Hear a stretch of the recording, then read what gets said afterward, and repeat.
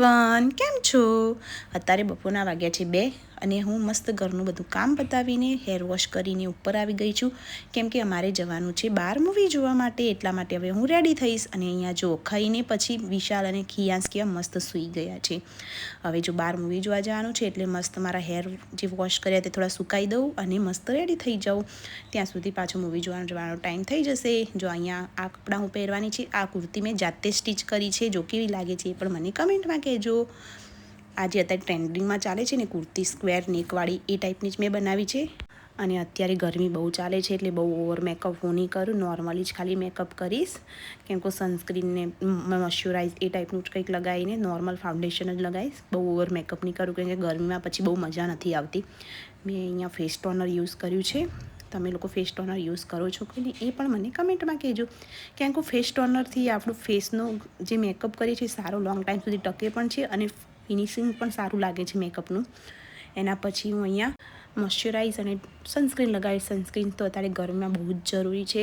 બીજું કંઈ લગાવો કે ના લગાવો પણ સનસ્ક્રીન તો લગાવવી જ જોઈએ, કેમ કે જે આપણા ફેસનું જે ટેનિંગ ના થઈ જાય આપણું ફેસ પર, એટલા માટે જરૂરી છે સનસ્ક્રીન લગાવી. અને મારી સ્કિન તો બહુ ડ્રાય છે એટલે કંઈ બી વસ્તુનું જલ્દી ઇફેક્ટ થઈ જાય છે. તો અહીંયા મેં મસ્ત રીતે મોઇશ્ચરાઇઝ અને સનસ્ક્રીન લગાવી દીધું છે. એના પછી મેં મેકઅપ પણ થોડું ઘણું કરી દીધું છે. અને સૌથી ડિફિકલ્ટ ટાસ્ક છે મારા માટે આઈલાઇનર લગાવવું, કેમ કે મારાથી સરખી આઈલાઇનર ક્યારેય લગાવાતી નથી. એક બાજુની સરખી લગાવાય તો બીજી બાજુની સરખી હોય જ નહીં. એટલે તમારા માટે પણ ડિફિકલ્ટ છે કે નહીં એ પણ કહેજો મને. અને લાસ્ટમાં મેં મેકઅપ સ્પ્રે લગાવી દીધો છે, જેથી મારું મેકઅપ સારું લોંગ ટાઈમ સુધી ટકી રહે.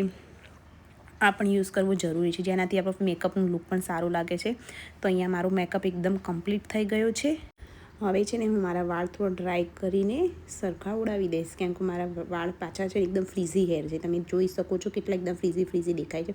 એટલે થોડા ડ્રાય કરીશ, પછી થોડા સરખા ઉડાવી દઈશ એટલે માથું પણ કમ્પ્લીટ થઈ જશે મારા વાળ પણ. અને પછી મારો લુક કમ્પ્લીટ. જોઈ મારું મેકઅપ કેવું લાગે છે એ પણ મને કમેન્ટમાં કહેજો. મેં બહુ ઓવર મેકઅપ નથી કર્યો. અને અહીંયા ફાઇનલી હું રેડી થઈ ગઈ છું. અને હું કેવી લાગું છું એ પણ મને કહેજો. અને મારે જો હું તમને એકદમ ફૂલ લુક બતાવું છું કે અને આ કુર્તી મેં જે પહેરી છે એ પણ મેં જાતે સ્ટિચ કરી છે. એ જો આખો ફૂલ લુક બતાવું એટલે તમને વધારે ખ્યાલ આવે કે કેવું લાગે છે લુક. અને મને કમેન્ટમાં પણ કહેજો કે મારું લુક કેવું લાગે છે, તમને ગમી કે નહીં મારી આ જાતે સ્ટિચ કરેલી કુર્તી. તો મને કહેજો કમેન્ટમાં. અહીંયા હું રેડી થઈ ગઈ છું કમ્પ્લીટ. હવે હું નીચે જઈશ. નીચે જઈને હવે ખિયાસ માટે જો અમે મૂવી જોવા જવાના છીએ એટલા માટે ખિયાસ માટે પણ થોડો ઘણો નાસ્તો લઈ લઈશ, કેમ કે ત્યાં પણ પોપકોર્ન એવું ખાશે. પણ આખો દિવસ કંઈ 3 કલાક કંઈ મૂવી જોઈએ ત્યાં સુધી તો પોપકોર્ન એ ખાય નહીં, એટલા માટે હું થોડું ઘણું નાસ્તો એના માટે લઈ જાઉં છું ઘરેથી. બિસ્કિટ ને એ બધું, અને પાણીની બોટલ, દૂધની બોટલ એ બધું લઈ જવાનું. તો બધું અહીંયા મસ્ત રેડી કરી દીધું. ત્યાં સુધી ખિયાસ અને વિશાલ પણ ઉઠીને મસ્ત રેડી થઈ જશે. એટલે અને ત્યાં સુધી અમારો મૂવી જોવાનો પણ ટાઈમ થઈ જશે. મૂવીનો ટાઈમ છે 4:30નો, એટલે અમે નીકળ્યા હતા 4:30 વાગે.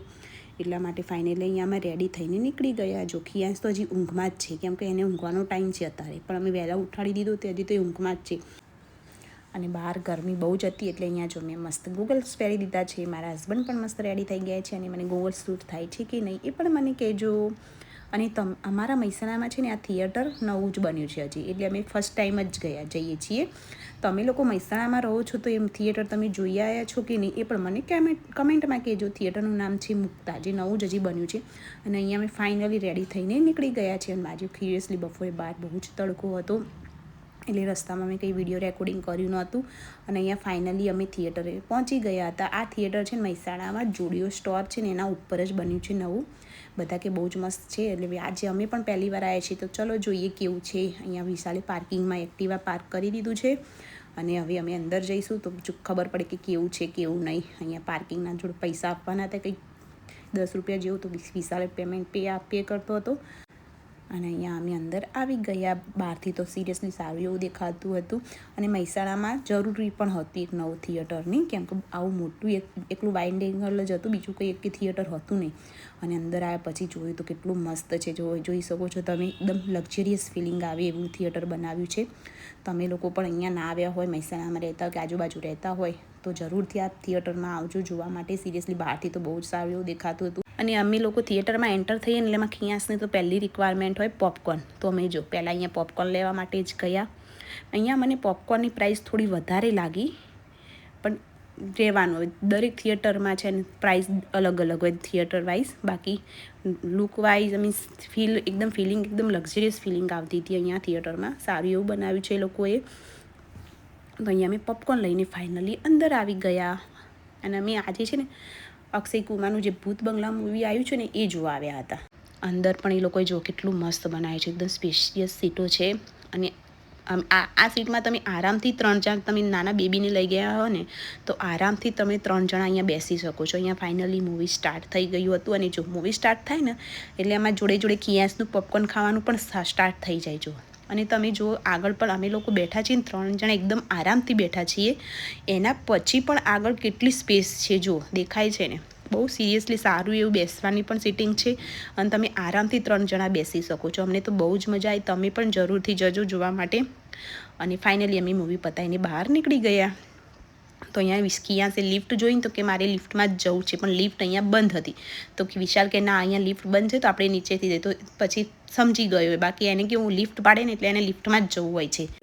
તમારું બેબી પણ આવી જીદ કરે છે કે નહીં એ પણ મને કહેજો. અને અહીંયા બાજુમાં જ ડીમાર્ટ હતું તો અમારે ઘરના સામાન માટે થોડું ઘણું સામાન પણ લેવો હતું. તો અમે લોકો ત્યાં ડીમાર્ટમાં ગયા. અને સિરિયસલી તમે આ થિયેટરમાં એકવાર મૂવી જોવા જરૂરથી જજો, કેમ કે અમને તો બહુ જ મજા આવી.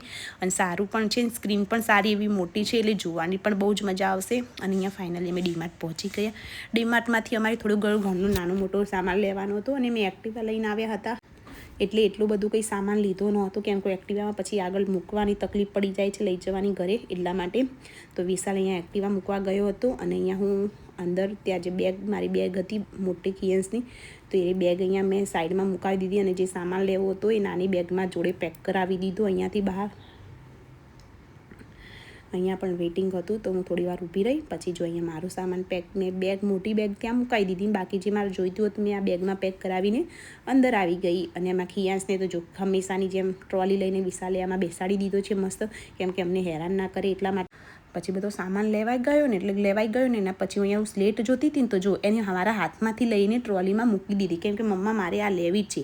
અને પેલી સાઈડ વિશાલ છે ને બોલ ને સ્કેચબુક ને એવું બધું જોતો તો જો એને બોલ જોયો ને એટલે કે મારે બોલ પણ લેવો છે. પછી મેં કીધું બોલ લેવાનો કાં તો સ્કેચબુક સ્લેટ લેવાની. તો એને બોલ આપી દીધો પાછો અને પછી એને સ્લેટ લીધી અને સ્લેટ રમવા માટે લેવી હતી માટે. અને ફાઇનલી અમે બધું સામાન લઈને બહાર નીકળી ગયા. અને તમને મારો વ્લોગ કેવો લાગે પણ મને કમેન્ટ કહેજો. અને પ્લીઝ સબસ્ક્રાઈબ માય ચેનલ, જેથી હું બીજા વ્લોગ મૂકતી રહું. અને મારા વ્લોગમાં કંઈ પ્રોબ્લેમ હોય તો બી મને કમેન્ટમાં કહી શકો છો તમે. અને bye bye. Thank you so much. Like, share, comment અને પ્લીઝ સપોર્ટ.